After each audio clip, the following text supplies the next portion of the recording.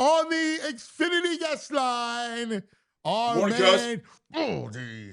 All right. Baldy called the game. You were there on Sunday in this tale of two halves. Yeah, sure was. What'd you think? Let's go over. And I mean, it's not often that, well, in Philadelphia, this does happen. But I mean, the boos were pretty demonstrative on that first half performance as they were leaving the field. I mean, it was really, I mean, it was bad. I mean, they couldn't catch a kick. You know, the returners were awful. Field position was bad. They were running right through them. I mean, both Kyron Williams and Corum. I mean, they really, that was a bad half of football. I mean, to see them come out and do what they did in the second half was pretty amazing turnaround. It lets you know the level of talent that this team still has. Yeah, so let's dive into both sides of the ball. Let's start with the defense, because I'm curious to your point. Teams having success running on the Eagles a little bit, and you brought it up to start. What do you see? And now, again, I think they were in nickel a lot. I saw a lot of nickel on the tape, but did you? What do you think it is? They played their reduced fronts. They played their 6-man front. They took Campbell and put him at the end of the line of scrimmage. They did some things that they like to do to stop the run. I didn't think they were particularly good tackling in the game, and I didn't think they looked very lackadaisical, cuz they looked like they were lollygagging around. In fact, I might have actually used that word. Wow. In the first half. Yeah, I mean they did not play. They were not getting off blocks. I mean, there's a part to you that just, okay, I'm not going to stay blocked. And that's not, they lost their starting right guard. They're a backup left guard in there. I mean, it's not like that's an elite group up front. And to see them kind of have their way was, it had nothing to do with really nickel or the front. I mean, they just didn't get off blocks. And like I said, they looked like they were sleepwalking out there. What did you see from Carter? Because speaking of sleepwalking, he's been having moments of sleepwalking. Yeah. Yeah, he has not been a dominant player to this point. He just hasn't done some of the things that we're used to seeing. I mean, outside of blocking a field goal, which was, pretty monumental. Yeah. But at the same time, you haven't seen his dominance up front. And I don't know. I know Vic Fangio said some things last week about conditioning. He's used to playing a high percentage of snaps, and he really hasn't done that yet. Is there any sort of worry defensively? Because I don't know, I keep looking at him. I'm still excited by this group and what this group can be. Well, I mean, obviously Jordan Davis is the star. Like he's literally their best defensive lineman by far. And he's playing a lot of snaps. He's playing really well, chasing, making a stop on 4th and 1, chasing Stafford to the sideline on, to force a 4th down, the block field goal. But more than that, I mean, he's getting off blocks. Like he's been a force. He's been a force in there. He's been a difference maker. So that's what's encouraging. But Jalen doesn't look like the guy that finished the season a year ago where he was basically unblockable. All right, so let's go to the other side of the ball, right? And the pass rush, the pass rush has been invisible. Yeah. No, it has been. That's why we've never seen Vic dial up as many pressures as he's done the last couple weeks. Yeah, no, he's doing it it's definitely more than what we're used to. I mean, obviously the Super Bowl, they didn't blitz once, and so it's definitely a difference from a year ago. But I'm, like just today, I mean, if you look at Milton Williams and Josh Sweat, what they did last week, and I mean, they're good players. They got paid for a reason. I mean, Josh Sweat, he sacked Mac Jones twice in the first third downs of the game. Milton Williams was a force against Pittsburgh. I mean, we said that might be a little trouble replace him. I didn't think it was going to be this much trouble. But they have not replaced those guys yet. Do you think Za'Darius can kind of lead in? Za'Darius is like, he's just you just want that guy on your football team. I mean, he's just that guy came up and almost tackled me the other day from behind. He's just a good dude, man. He's upbeat, outgoing. He wants to be here. He could have gone. I talked to him on the field before the game. He could have gone other places. He's happy to be here. He's been in some good spots. He's been in Green Bay. He was drafted by Baltimore. He knows what a good organization looks like. he's happy to be here, but not just happy. Like he wants to produce. So, other side of the ball, let's deep dive in to the whole thing. How much was early Lane going out and Pryor just kind of being a disaster? Because when Fred got in, it really settled things down a little bit. Fred was amazing. Fred played fantastic, and that he saw a lot of Jared Verse, and Verse is a beast. I talked to Verse before the game. Like that dude is a cocky, like just. I'm gonna see him this weekend against Indianapolis. He's a good football player. He understands all phases of the game, and he's smart. And Fred had no problem. But obviously, Verse, ruined him, on the sack fumble, and Jalen got the ball knocked out. It was a big play in the game. I mean, they made the switch right there. I talked to guys before the game. I like Matt Pryor. I've known him a long time. He came out of TCU. I knew him when he was at TCU. He works out at the barn over at Lane's house. Like he's gotten better. I talked to guys. He's improved a lot. But and so he was basically the first guy off the bench to swing at guard or tackle because he's been here all preseason. And on the right side, they had him listed. I was told because he's on the right side, because it was Lane. Yes. If it was the left side, That's right. It would have been Fred. Yeah. That's right. And so Fred, I have never seen Fred on the right side. I shouldn't say that. I think I saw Fred there in Cincinnati. He's been there back in the day, but not since he came to Philly. Do you so how much was the first half that, and what else did you see? They have such trouble in the run game getting stuff started. A lot of inside stuff. How come no outside? I think how come no outside zone stuff? They seem to have more success running the ball outside. Yeah, I mean they haven't had much success, period. But they're just. I mean the Rams were ready for it. They're better at linebacker with what they have than what they had a year ago. They're beating them on the backside of some of these blocks, and just basically shrinking the hole. There hasn't been much daylight for Saquon, and as soon as you see Saquon shuffle his feet when he's getting the ball, I mean it's over, and that's not his game. He's not Barry Sanders. He needs a runway. You give him a runway, and then he could do damage. But if you don't give it to him, he's not a guy that's Jahmyr Gibbs going to make people miss in the backfield and bounce it. That's not really his game. He had a good spin for a first down the other day, but that's not a good sign that he's spinning. As soon as he's getting the ball from Jalen.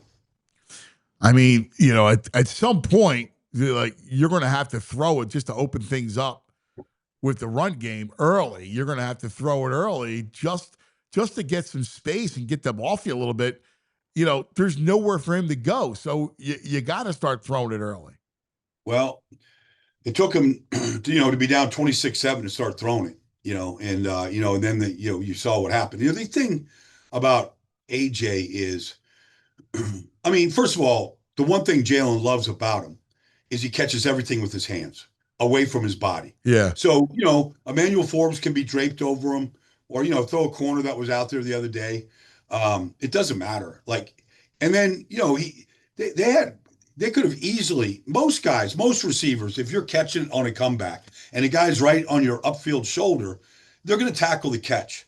Except AJ's not getting tackled. He's so good after the catch. And, he's a special player. I kind of think what you think, because I think they should come out and throw the ball. Tampa shut down the Jets running game completely last week. Vita Vea is a tough guy to move. Hassan Reddick is out there played really good last week. Against Tampa, I mean, I might want to throw at Benjamin Morrison and Jacob Ross, Parrish, some of these rookies that are out there and just test them and see what they do. And Jamel Dean took a pick six back last week. But I mean, I don't think A.J. Brown he's a little bit like what Devontae said last week about Quinyon Mitchell. I respect him. I think he's a good player, but I ain't really losing sleep about going against him. I don't think A.J. Brown's losing sleep about any of the corners in Tampa. Yeah. How do you kind of wrap up the first three games on offense? We saw first game against Dallas, they go up and down the field 3 straight times and score. delay happened, everything kind of fell asleep. We know about the slugfest in Kansas City, and then the tale of two halves against the Rams. So where are you at with the offense? Where are you at with the game plan? What do you think needs to happen to tweak it to make it I haven't better? seen anything special about the game plan. I mean, I don't see anything, outside. I mean, they're going to go tush push, 3rd and 1, 4th and 1 goal line. You know what they're going to do. I didn't see even the touchdown to Smitty there at the end. It's just a basic, smash route. I haven't seen anything special from Kevin Petula, but that's all right. I mean, it's just the fact that they were able to come out of the locker room at halftime and do what they did in that game. I'm not sure, like they don't win the game. And if they don't block both field goals, they lose the game. Forget about, if they block one and they kick the other one, they lose the game. So they could have, I mean, honestly, if CD catches the ball, they lose the game. If Travis catches the ball, they might lose that game. If they make a field goal, they could be 0-3, cuz. So I don't think there's anything to like. I mean, 3-0 is a great place to be, but they haven't come close to playing a complete game. And so I would say that I don't think anybody should be too content over there right now. What needs to be buttoned up in your eyes? I mean, they got to start getting some runways in the run game. They got to figure out some runs that they can against any front. I mean, I'm watching Arizona kick the living daylights out of San Francisco this morning, and they're playing a reduced front. They got a lot of talent. Calais Campbell, they got all these guys. Like, if you can't block that reduced front, they'll stay in it. A reduced front where they cover up both guards in the center, two safeties back. I mean, if you can't beat that, counter trade, there's runs out there, cuz you're going to get it. You're going to get it from Tampa. You're going to get it from Detroit. You're going to get that until you start beating it. And the only way you get those safeties out of the middle of the field to, stop is to run the ball. So to me, what has to change? Like, they need to start getting some daylight in the run game. And go ahead. I was just going to say, Baldy, while you're talking about the run game, how's Steen look to you? It seems like, I mean, was Becton that good, or is Steen? Steen's been good. But Becton was outrageous. Like, his movement at the point, maybe Mulata on a great day can move people like that, but not many guys. He's not playing great with the Chargers right now. He's in and out of the lineup. He's doing his old stuff, but he was great last year for him. He really, he was a big factor running the ball inside. Steve's better in pass pro than Becton. Steen has played solid. He's not committing penalties. He's not making mental errors. Like, he's a very solid player. Yeah. They just don't seem to be getting the surge they got last year. No. That's Becton. I mean, Becton, we had that right side of Becton and Lane, and then Lane goes out early. So that's the other thing that kills you, is that when you lose Lane, Baldy, that early in the game, that's going to mess you up. Well, that, and, the one thing that we haven't seen much of a perimeter game, and that's where the Eagles can really excel, because all those guys can run, especially Lane, but Juergens, Lane, Mulata, those guys can really run. And so I'm watching, even like, you watch the Rams run those fly sweeps to Nakua. Like, that's kind of a good way to get AJ and Smitty the ball and some of these guys, and then take advantage of, the athletic ability that the O's have to get down the field and start picking some guys up. So that might be something you see put into the game plan this week in Tampa. I think you have to. Todd, you know what he's going to do? He's going to be pressure. They ran the exact same pressure 6 times at the Jets. Like, they either blitzed Winfield or Parrish, the rookie, right through the B gap, and they blitzed the inside linebacker, which made the back step up, and the Jets never adjusted. But that's what Todd will do. If you don't adjust, or if you don't beat it, or if you don't shut it down, I mean, he's got his call sheet there. It's about this big. Like, he'll just keep calling that same. They got home 6 times. Yeah. It's going to be interesting. An interesting test. Let's go around the league a little bit. The Lions losing both coordinators to go down and win that game last night. First of all, that defense is nasty. They were in Lamar. They were harassing Lamar all night long. I mean, I was really impressed with how they played defensively in that game. They got sacks late in the fourth quarter, but really Hutch made the big play on Derrick Henry. He punched that ball out. That was a big play. That turned the whole game. Yeah, but But honestly, you don't think they pressured him? I mean, all game he was under duress in the pass game. I didn't think. I thought Lamar sacked himself. To be honest with you, they rushed three. They spied him. Like I thought he made some bad reads in the game. Like they everybody does this, but you got a bunch formation out here, the wide side of the field, Yeah, and you could throw the hitch, or you could run the read option to the right. And like they're sitting on the read option, like they've got the numbers game outside. I thought he missed some reads. I know he completed a lot of passes and didn't throw an interception, but I didn't think he was very sharp. The Detroit offense, like they went for it on fourth down 3 times. yeah. They had a different play every time. How about the play on the second Gibbs touchdown where it's pitch wide. Here comes Amon-Ra St. Brown lining up, offset fullback, right? Goff turns around, hands it to him. They run a pitch option. Like, that's fourth down play now. Like, I see bad football, every week in here. Like, I could just see somebody trying that, and the whole thing would get blown up. Like they missed a pitch, the handoff. Like, they executed that perfectly. They went for it on fourth down 3 times. They don't need tush push in Detroit. They just moved the line of scrimmage. Those 2 new guards in there are playing really well.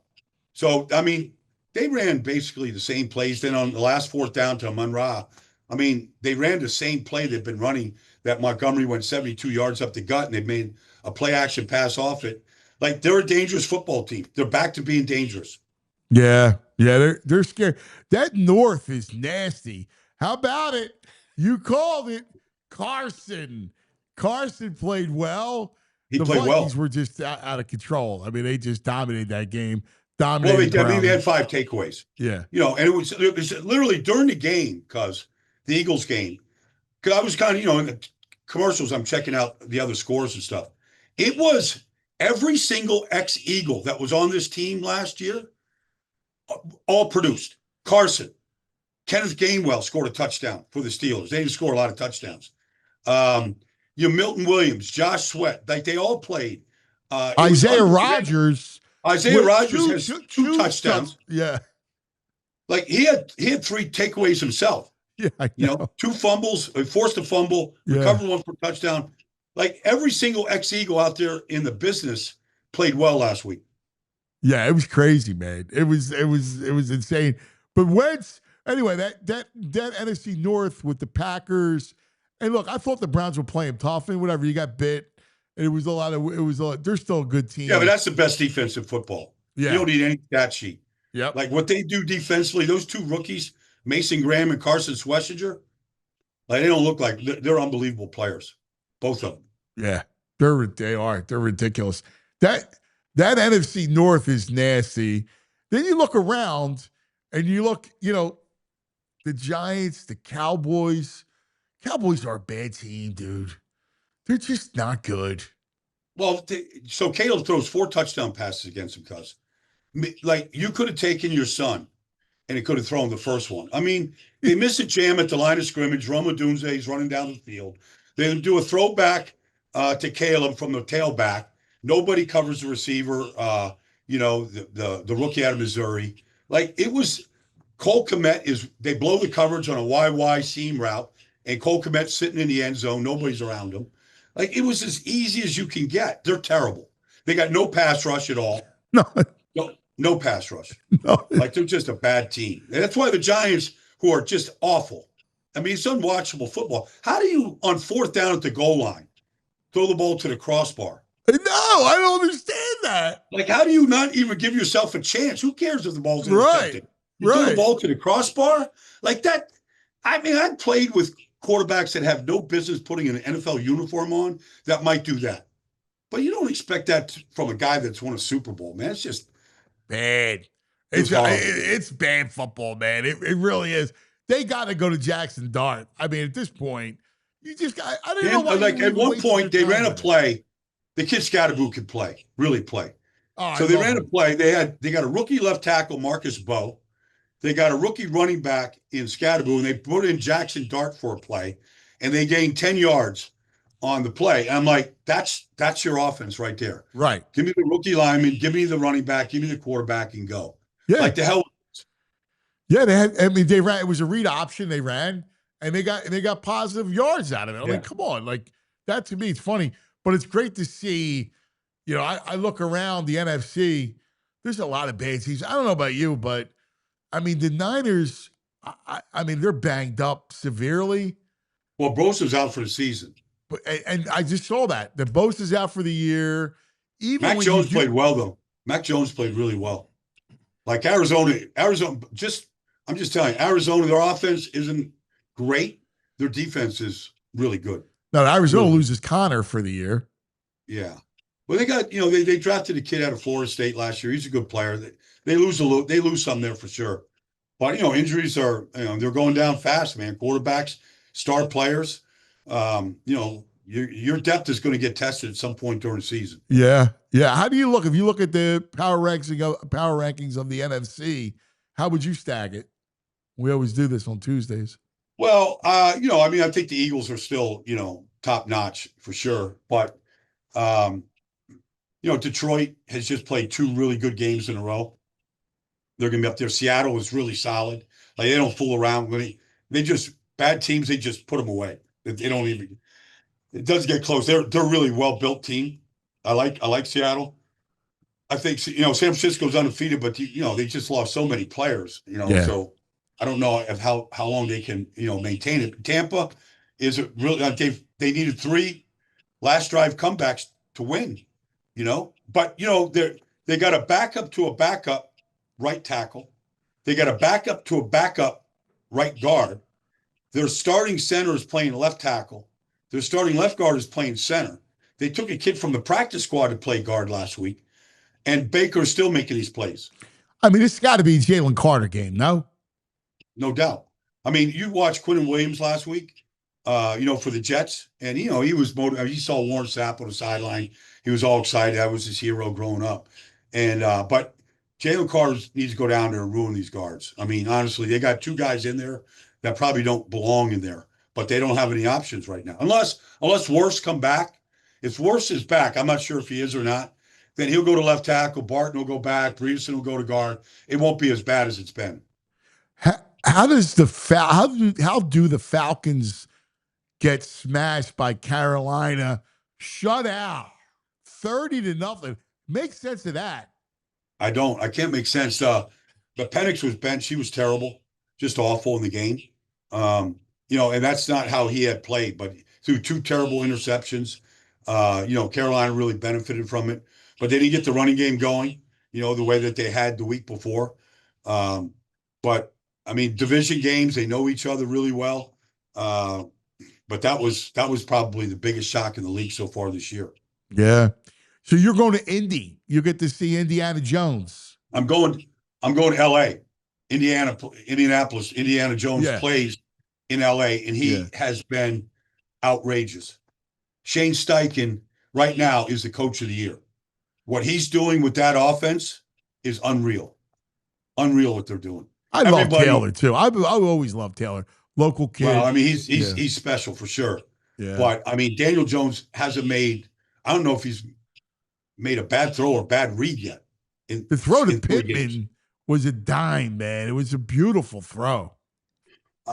Tyler Warren is a perfect fit for that offense, the way they use him. Whether it's Josh Downs, Pittman, it's clicking right now. This is going to be a good game with the Rams. The Rams can definitely win the game for sure.